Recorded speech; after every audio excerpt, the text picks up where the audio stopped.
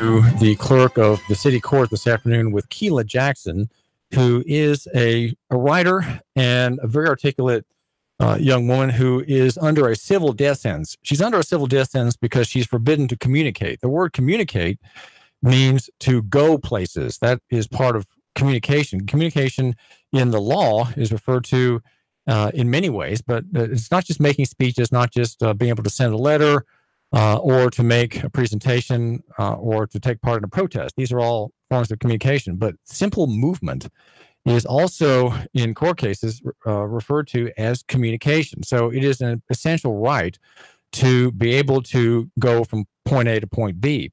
Now, I had a chat with her, and what I want you to listen to is just a little bit about her story. And it's maybe a little choppy and slightly repetitive because I'm using Audacity to cut my sound file to bits, and it's not very well done. I'm not a production room person, but I want you to hear a little bit about Keila Jackson, and I plan to, by God's grace, take her to visit Mr. Swafford and his clerk Jennifer this afternoon before the court closes at 4. Judge Patey has the case. It is a petition for a restricted driver's license that this young woman is asking for because she is being impoverished by not being able to get about. She's under the impression that she cannot. It is illegal. It is a crime to get into a car, put your foot on the gas pedal and your hands on the steering wheel, and go from the parking lot into the street to the stoplight, make a left, and go down the main boulevard to do business. She is under the impression that it is illegal for her to do that, and that she has no right of private use of a car or private conveyance. It is simply forbidden to do. It is a crime. And as a Christian, Miss Jackson refuses to do anything to offend those in authority. She refuses to commit a crime. And yet here I am, though I have not talked with her about this issue, saying that you have a right to be there. You have an absolute right to communicate by going from point A to point B, that all of your rights depend on the movement of your body. The right of speech, you're flapping gums. The right of firing a handgun or a rifle on your finger and arm and hand. Right of religion on the power of the knee upon which you bend in worship to God at church. These are all rights that you exercise with your body, and many others. Think of Neil Pinkston, the district attorney here in Chattanooga and Hamilton County, says you don't have a right to travel, but he would defend probably to the point of being chided by a judge to defend your right to kill your baby by an abortion. He would say, well, yeah, you have a right to do that. Well, if that's the case, let me ask Neil Pinkston, who is an elected official who runs a 6-year cycle. You would defend the right of Keila Jackson, who's a woman, or Lauren Turner, also a woman, a businesswoman here in Chattanooga, to go to an abortion clinic and have an abortion. But you would demand, right? You would demand, under your theory, that they get permission from state government to get into a car by their own power and get there. You would say, well, you can't do that. It's a crime to do that. You have to go by bus or go by Uber, as Lauren Turner did to get here to the studio for an interview about her business. These are things you have to go into transportation to move. You cannot do it privately. Well, that is simply not true. It is simply not true. Here now is Keila Jackson. And in a phone conversation this morning with me about her dilemma, which I said, Keila, she'd heard from the court clerk, and I'm okay. I did just get a phone call from Jennifer at City Court, and she said that the judge told her to put me on payment plan. I have to go ahead and reinstate my non-owner's insurance, non-owner's vehicle. A woman who does not own a car is being told by a court to get a driver's license, she has to have non-owner vehicle insurance. This poor person, a poor person who is a writer and living under a civil death sentence cannot afford insurance and pay a $200 deposit. And they're giving me a statement to go to try to get my license again, but there's still no guarantee. And that's the best that I've been offered. If that's what's being re-offered, and I don't really at this point have any other recourse, then I'll just, do that. And we'll just see. And if it doesn't work, then we'll come back to I told you so, because everything that I've been told, everything that Jennifer just told me is stuff that I've already traveled these roads. But, hey, I just I do the best that we can. But I did want to give you that update. Go ahead and reinstate non owner's vehicular insurance. That is correct. That is correct. So I need to have that. Which before it was around $50-something a month. I can't even remember what the initial. I don't remember what the entire policy was, but I did by month. So it's like $50 a month. So I need to do that, and then have a $200 deposit, and then she will go ahead and allow me to make the payments via the payment plan. And then I have to get my license. Jennifer. In other words, she has to make payments on a payment plan, but it all has to be done within a month. And if she doesn't get the license in the month, then apparently she's been told you lose all the money that you've put into the system. You put hundreds and hundreds of dollars in that you somehow managed to get scraped together, and you're going to lose it. Jennifer in the clerk's office. And it's through Judge Patey was the one who actually ended up with the petition. And then number 3, I have to have my license within 30 days. That means that in essence, it means that I need to pay this money off within 30 days, because I already know what the DMV is going to say. They're not going to release anything until the state of Georgia is handled. And the state of Georgia won't be handled until I have the clearance from Jennifer. So it's still all huge circle. Okay. So she said that Well, it goes on, and we're hearing about Keila Jackson's dilemma. It is a kind of catch-22. Of course, catch-22 is from a novel from the 1970s by Joseph Heller, and it's a famous concept where you have conflicting rules, and it's impossible to do the right thing. It's just impossible to do the right thing, and you can only do the wrong thing. That seems to be what Keila Jackson is asking. So by God's providence, I hope to go down to talk with Mr. Swafford, the court clerk, today, and ask him about the administrative obligations of his office according to the statute. Now, I've got my very well marked copy of Title 55 and 54 and 55, which I would like you, my listener, to give me a fresh copy of that volume. By the way, it's a very badly marked up copy and a little bit out of date. But I'm want to find out where in the law it says that she cannot get a restricted driver's license apart from these insane, is simply an insane requirement.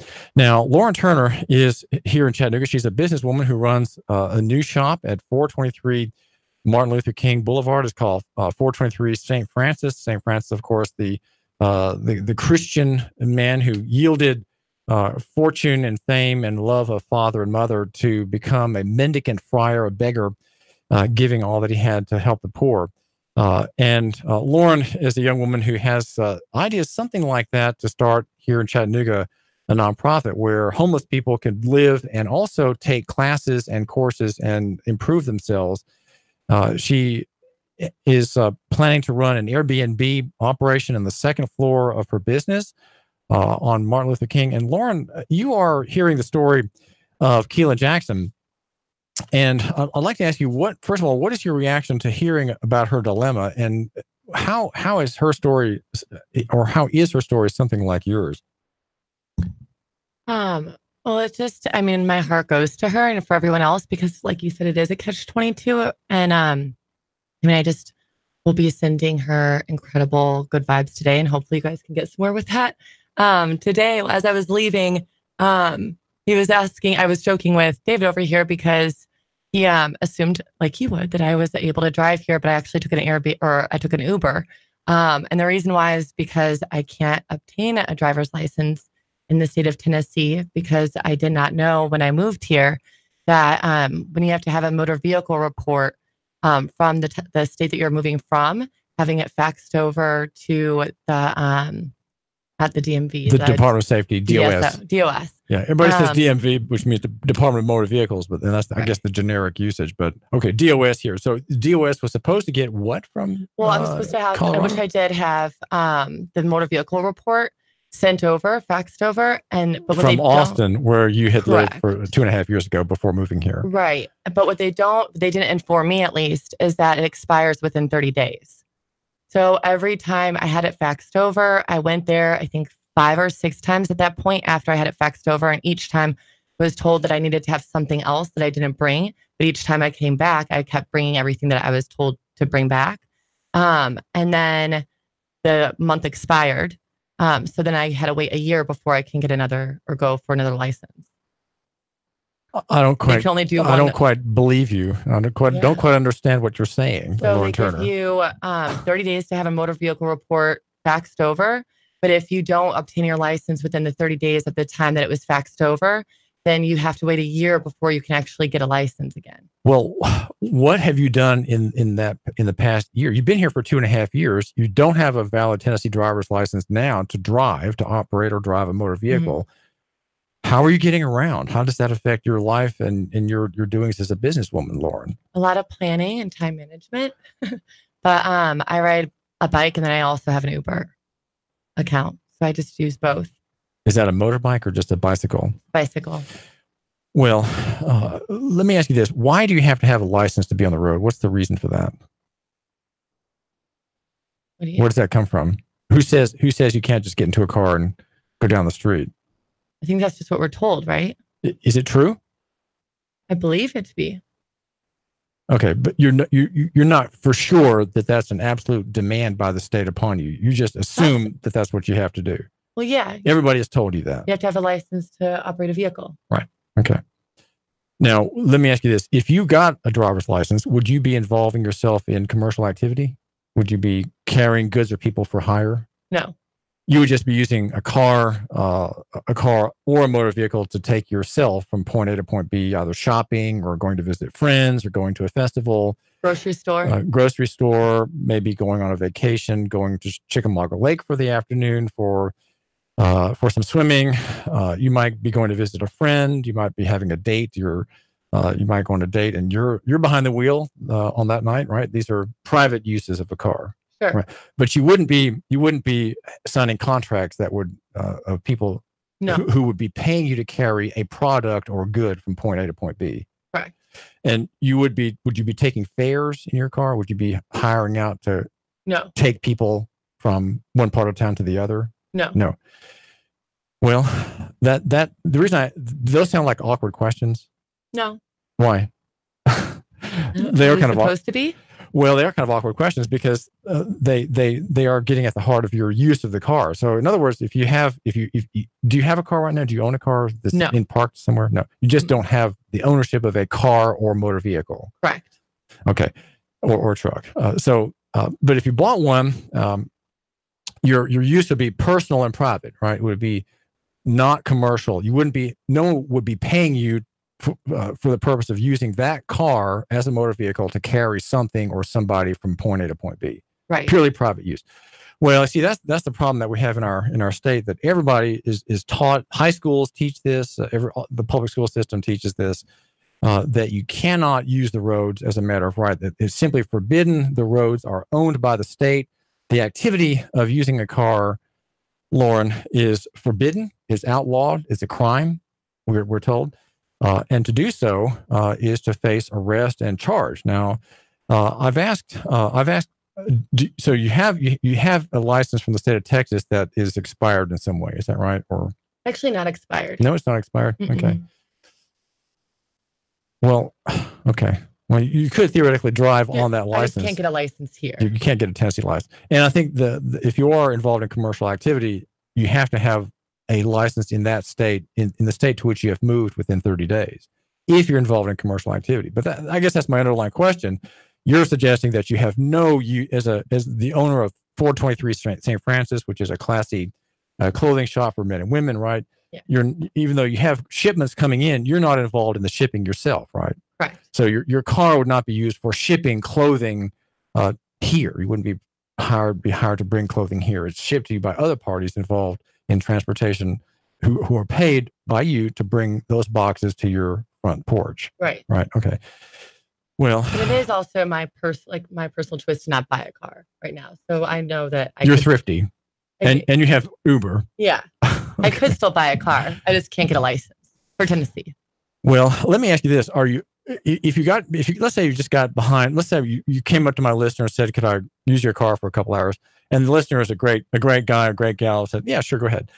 Would you feel in danger of arrest or threat of a criminal charge if you got on that road and just went down the road to do some shopping at the Walmart or to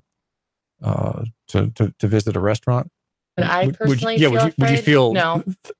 somehow threatened or vulnerable to the police? No. Why not? Because it's a choice to not feel that way. It's my choice to not feel that way. Okay, so you would not be apprehensive. You might know, quote unquote, that it's illegal, but you would still, because you're consciously deciding not to worry about it, to just go ahead and do your business in that borrowed car. Correct.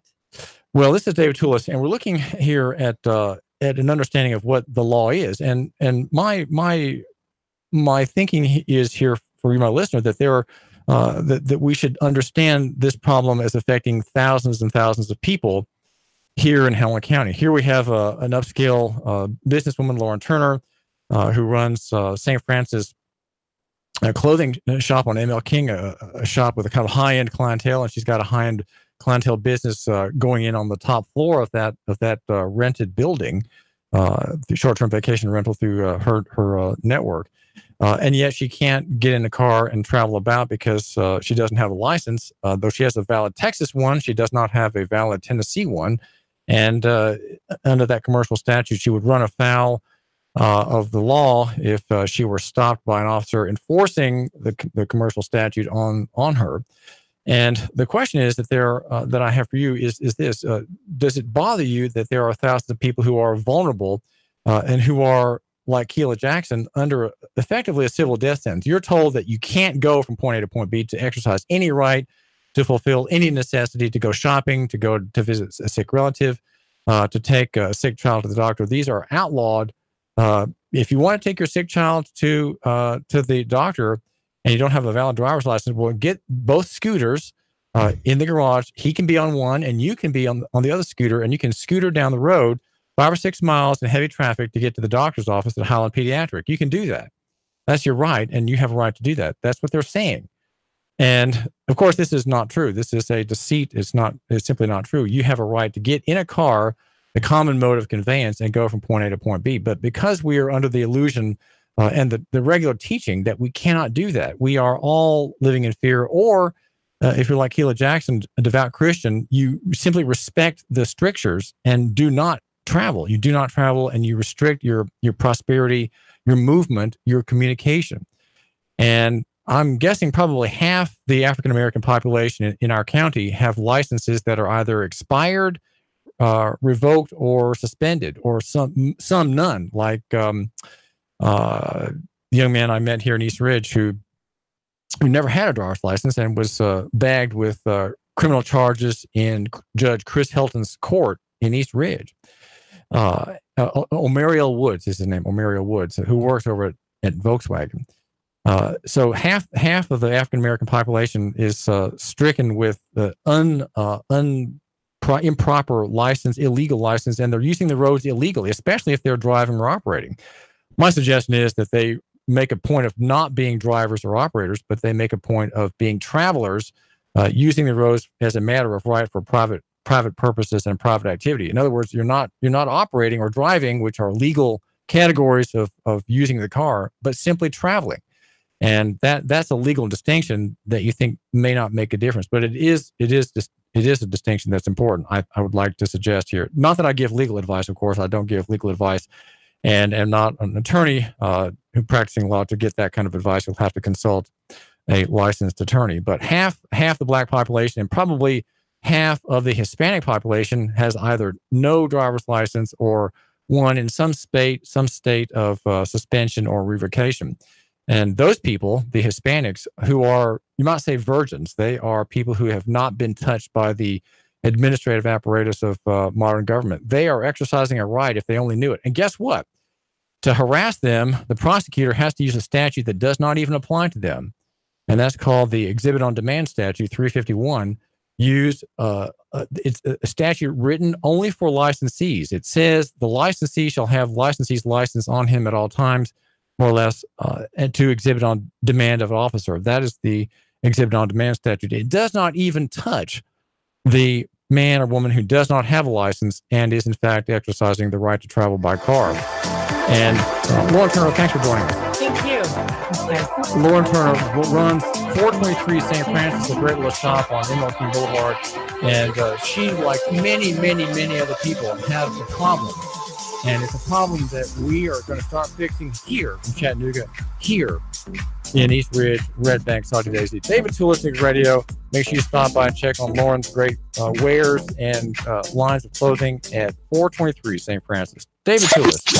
3, 2, 1. Chattanooga Radio. Digital FM 95.3 HD4. 92.7 FM's news.